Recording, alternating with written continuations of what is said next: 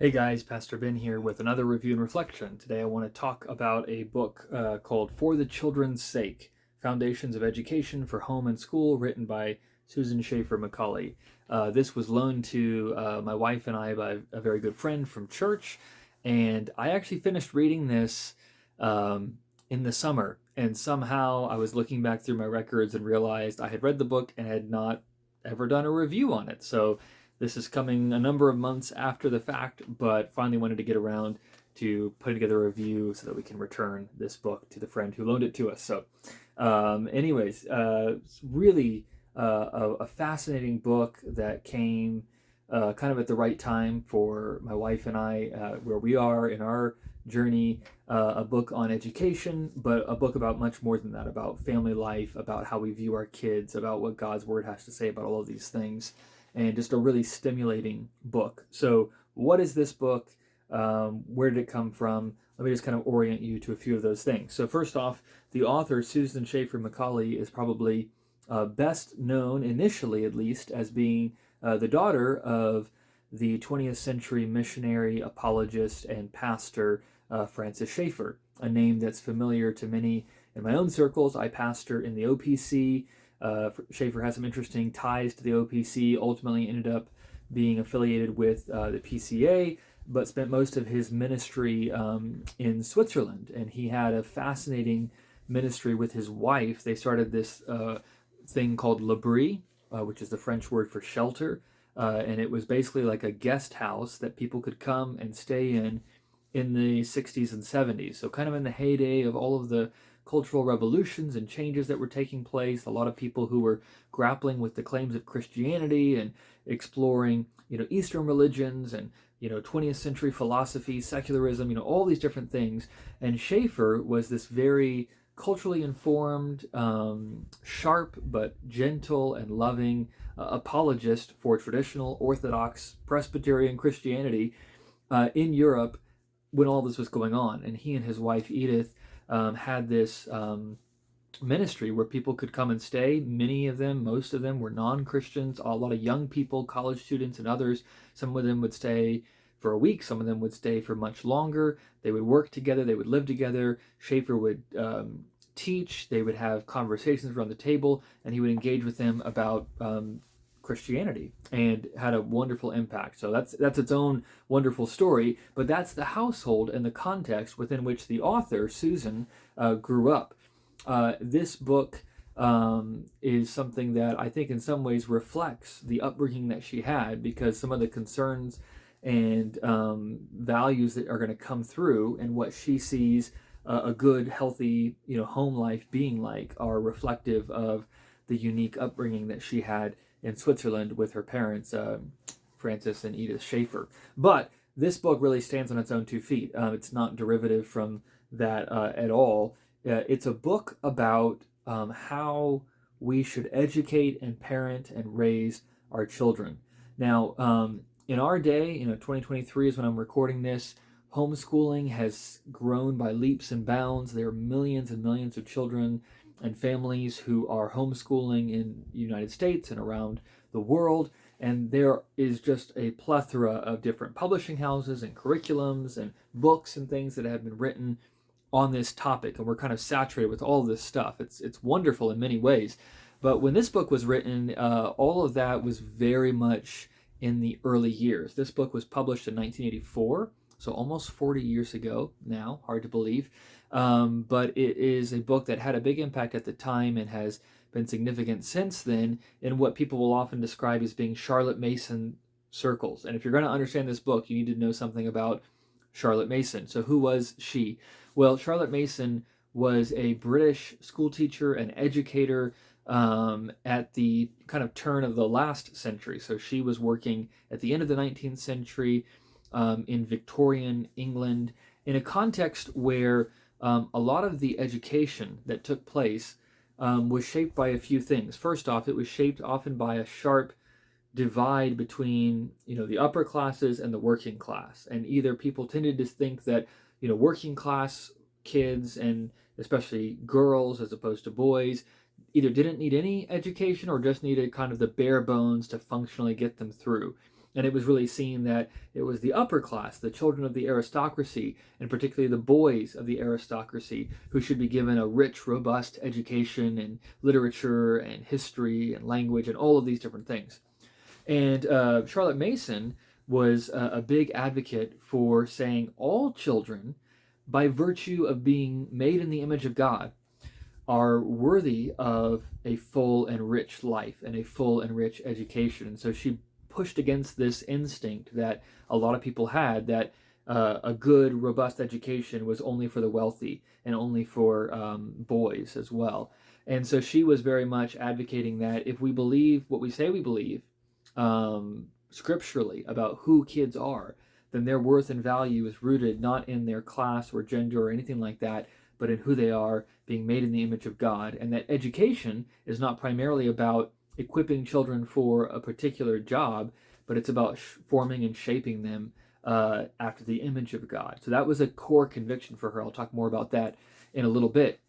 But another thing that was very important for her, really growing out of that same conviction, was a rejection of the pedagogical method that shaped so much of late Victorian educational practices, and not really just Victorian practices. You can kind of go back and look at how primary education was structured, and the emphasis was on highly structured, lots of repetition, lots of kind of pushing, facts and things on children, and there are ebbs and flows, different movements to that. Some of my viewers I know have a lot of expertise in pedagogy, and you'll know the twists and turns of all of that. But particularly if you think about, maybe you think about like the Dickensian character, Mr. Gradgrind, the instructor, who's all about, teaching the kids these facts and figures about the world, but there's not a lot of engagement. It's almost like children are viewed as this sort of blank slate. They've got nothing to contribute. They've got no perspective of their own. And the goal of education is just to sort of imprint on them the facts that they need to know about the world, and you send them out. And while that model, a lot of people wouldn't advocate for that, explicitly, when you look at the way that a lot of education functions today, we see there are a lot of Mr. Gradgrinds still out there in academia, in our schools, and writing curriculum that kids are using. And Charlotte Mason's approach really wanted to respect the child and to not leave them to their own devices, right? She's coming with a biblical view, so we're made in the image of God, and that elevates our view, but we're also fallen and we're sinful, and so that tempers our view of not only ourselves but our children as well. And Mason was really trying to bring those things together in how she interacted with children. On the one hand, recognizing that they were made in the image of God led her to conclude that all children were deserving of a rich education, and recognizing that they had value. One of her mantras was, children are persons. And one of the conclusions of that really was to say, if children are persons, they're people, they're made in the image of God, then they're going to have their own perspective, they're going to have their own instincts, they're going to have their own questions, and education needs to take that into account and needs to lead and guide. So it's a gentler kind of approach that is oriented very much towards the child. That doesn't mean that it's loose, that there's no guidance, that there's no structure, that there's no goals, but rather that you're trying to help shepherd a particular child into those things, into that good and rich life, which automatically means, again, there's a broadening effect in terms of who receives this education, but those philosophical assumptions shape how you deliver that education, because it's not really about delivering information. It's about formation. It's about nurture. It's about tender care for them as people.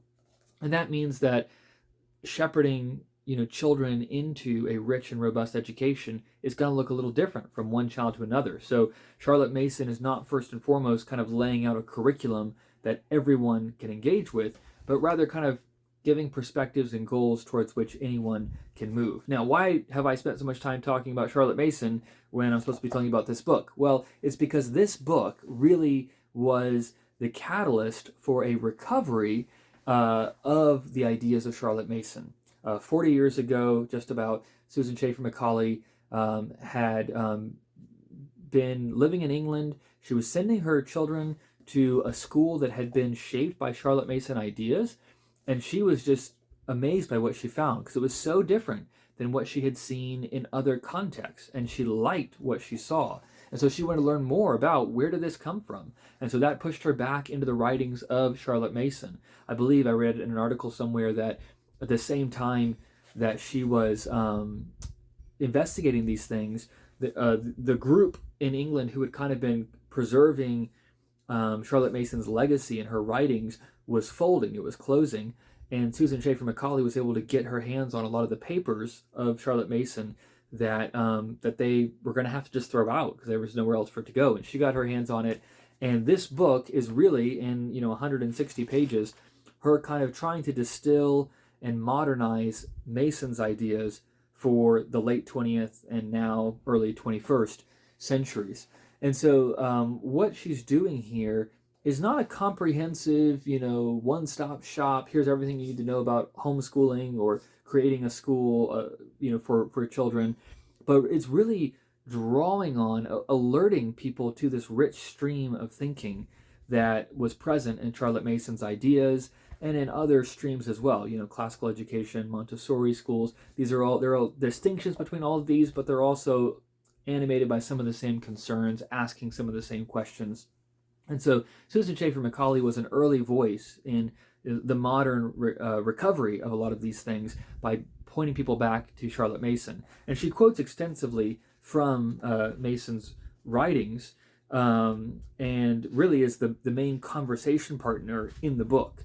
So what Susan Schaeffer Macaulay does is to kind of just challenge some of the assumptions that we might bring to the table about what an education should be, how it should be structured, what its goals should be, what's reasonable to expect, and introduces the kind of children are persons perspective that I talked about earlier.